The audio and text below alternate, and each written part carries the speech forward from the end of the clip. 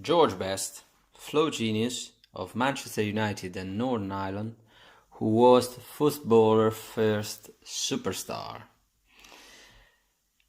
George Best, who died yesterday, aged 59, was the outstanding British footballer of a generation. The mercurial Manchester United and Northern Ireland forward possess a genius that bears comparison only with the trio of modern masters, Pelé, Johan Cruyff and Diego Maradona. The originality of Best's play was breathtaking, encompassing a repertoire of feints as verbs, sudden stops, and demoralizing spurts which left opponents slack-jawed and bewildered. He reacted to scoring chances with deadlines that made goalkeepers dreading. His skill was a hepton of natural intuitive talent. He made it seem easy. It was Best's strategy that he ultimately became as famous for his unsuccessful attempts to conquer his alcoholism as for his exploit on the football field.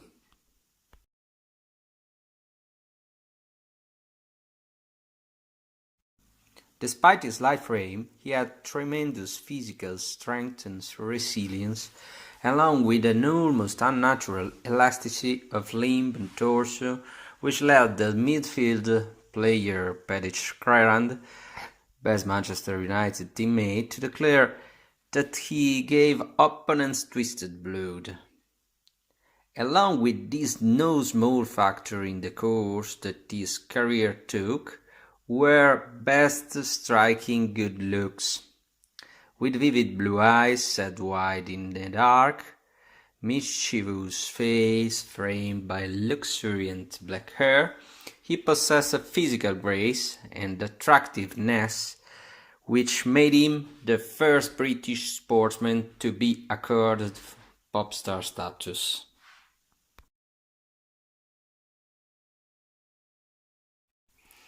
Throughout the 60s, his photograph was as likely to be seen in the music press as on the sports page. He became an icon.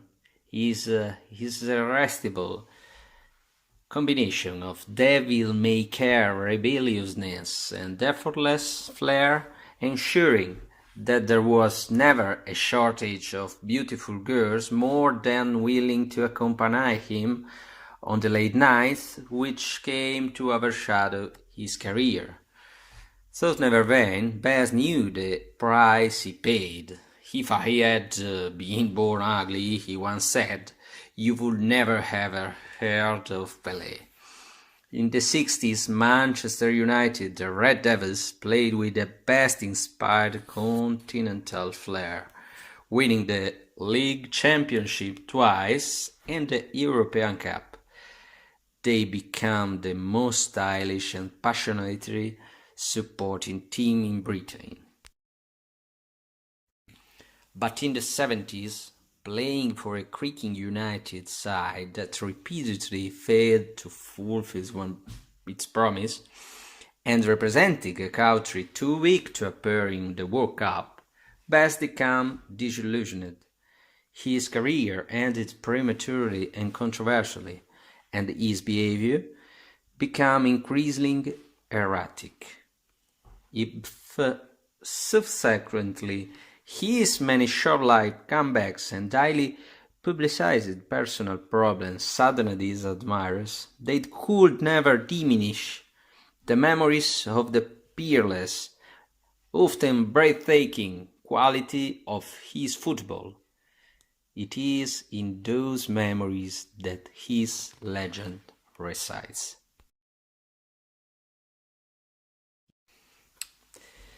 George Best was born on May 22, 1946 in Belfast. His father was an iron tanner in the Harland and Wolff shipyard. He was brought up on the sprawling Creagh and educated briefly at Grosvenor High School and Lisnor Intermediate. His school days were memorable only for his extended truancy and his obsession with football, for which he displayed a startling precocity. Best was spotted by the veteran Manchester United scout Bob Bishop while playing for Craigah Boys Club the week after he had qualified to become a printer's apprentice. Although the boy was small for his age, Bishop had no doubts. He sent a telegram to Sir Matt Busby the same day stating simply, "I have found a genius." Best attended a 2-week trial at Old Trafford in 1961. Homesick and uncertain, he insisted on returning home after 2 days, but was coaxed back to United by the vertiginously impressed Busby. From the outset, Best trained obsessively, and he glittered in his performances for the youth team. On his 17th birthday, he turned professional, and 4 months later, in September 1963, he made his debut against West Bromwich Albion. In its report, the Manchester Evening News wrote growlingly of his natural talent and style. Best next played after Christmas against Burnley, who the previous week had thrashed United 5-1. This time, the scores were reversed, Best having scored the first goal. His impact was thus immediate. Inspired by playing in arguably the most exciting team England has ever produced, a side that includes such diverse talents as Bobby Charlton, Dennis Lowe, Nobby Stiles and Paddy Crerand, Best's form and confidence rarely faltered. In 1965 they won the championship. They reached the semi-final of European Cup the following year, having thrashed the mighty Benfica 5-1 in the quarter final, and in 1967 won the league title again. Best was at his peak a star among stars. His extraordinary pace, vision, balance, courage and ball control combining in perfect harmony.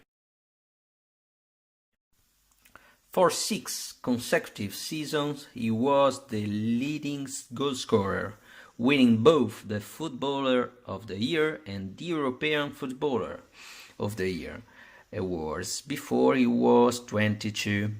For Manchester United, winning the European Cup was more than ambition. It was a crusade, underwritten by the death of the first generation of Busby Bate in the Munich Aeros disaster of 1958. For Busby, the manager, and Bobby Charlton, the captain, both of whom had been injured at Munich, no other triumph could exorcise the past. In 1968 they fulfilled their dream, beating Benfica 4-1 in the final at Wembley. Best, who scored in every round, including the final, at a transcendent game, his sublime contribution confirming his genius.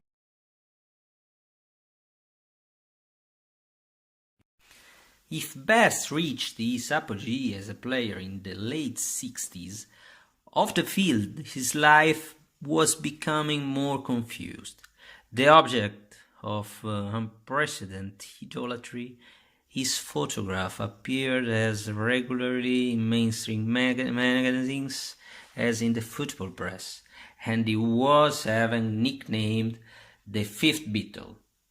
The spotlight upon him became intense. His every movement elevated to front-page news. The pressure was unparalleled for a 22 years old. In search of privacy, he moved out of his digs into a futuristic house of his own design, only to find it besieged by sightseers, causing him to become virtually a prisoner in his own home. And ill-advised, unnatural businessman, he also opened a succession of bars and boutiques without success.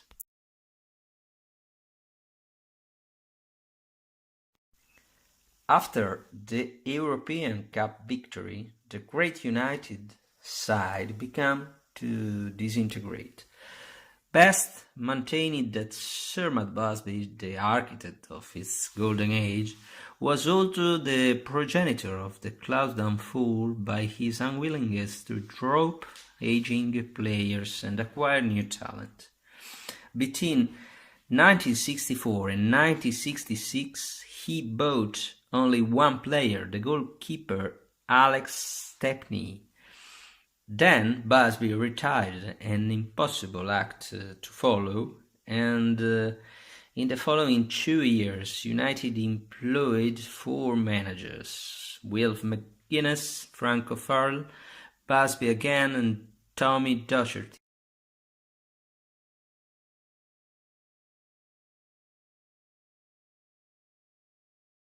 Lacking the paternal guidance of Busby, Best's behavior became increasingly unpredictable. Whilst the pressures on him remained intense, both on and off the field, he no longer found release in playing in the side that had lost its stamp of greatness. As the principal of the 60s success agent retired, the replacements, best considered, were unworthy of United's colours.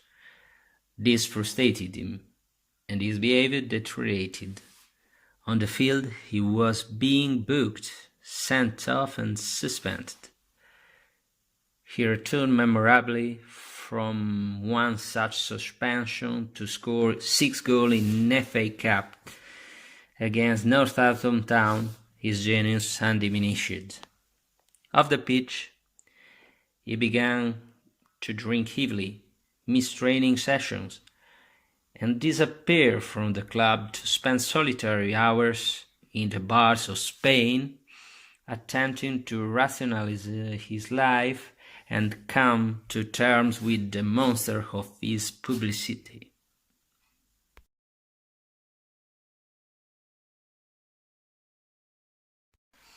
The procession of managers attempt to accommodate him without necessarily being able to understand him or the extent of his problem. He was, after all, their greatest asset. He would return from his drinking beings, his lost weekend with actresses, his 6-month sabbaticals, determined to start afresh. He would train harder than ever and never gave less than his best match. But it could not last. He was dropped by Docherty for missing training, and both parties had had enough. Best walked out of Old Trafford, never to return as a player. He was 28, bored and depressed. Best frittered away his time and talent in a mindless round of womancing and drinking. In 1976, he joined other aging stars such as Pele and Franz Beckenbauer, playing in the North American League, first for the Los Angeles Aztecs and subsequently for San Jose. He appreciated the anonymity of the life in California, but it was an empty stage for his gifts. In this listless state, he met and married Angie MacDonald James, but the union foundered on his alcoholism and infidelity. They separated soon after. He was hospitalized for his addiction.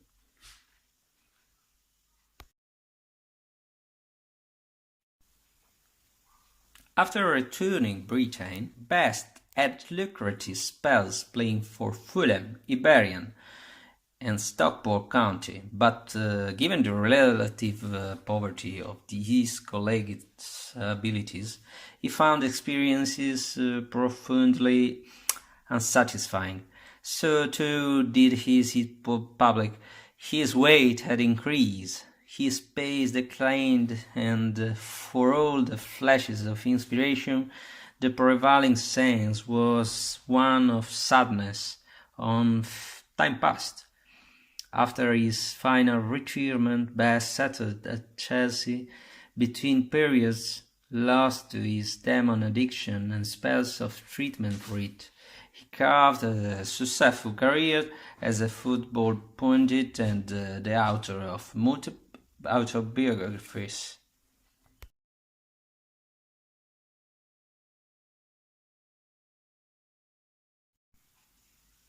Never far from the headlines, whether for bankruptcy, for his imprisonment on a drunk driving and hustle charge, Best occasionally appeared in spite of becoming Britain's most celebrated, according to be increasingly at peace with himself. George Best's career is often cited as the most spectacular rise and fall in the history of British sport, and if he made the headlines as often for his activities